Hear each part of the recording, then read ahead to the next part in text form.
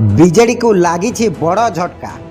BJD छाड़िले Simulia विधायक Jyoti Prakash Panigrahi. BJD प्राथमिक सदस्य पदरु ज्योति प्रकाश को इस्तफा। दलर सभापति निकट को पठाइले निज इस्तफा पत्र।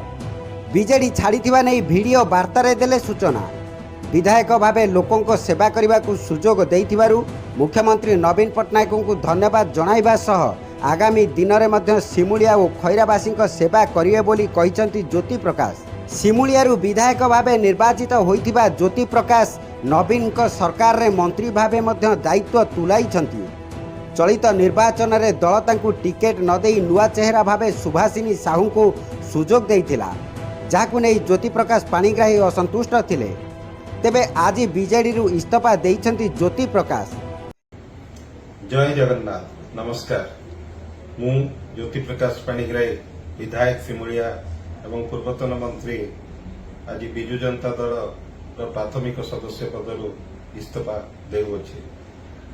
दीर्घ दिनर संपर्क प्रभात पुरुष विजु पट्टनायक समय मोर पापा स्वर्गत परशुराम पाणिग्राही 40 वर्ष एवं मु 10 वर्ष विजु जनता दल सभापति तथा माननीय मुख्यमंत्री श्रीयुक्त नवीन पट्टनायक जो सुजोग देइछंती सेवा करिवा से पई मु तांको अशेष धन्यवाद ज्ञापन करुछि।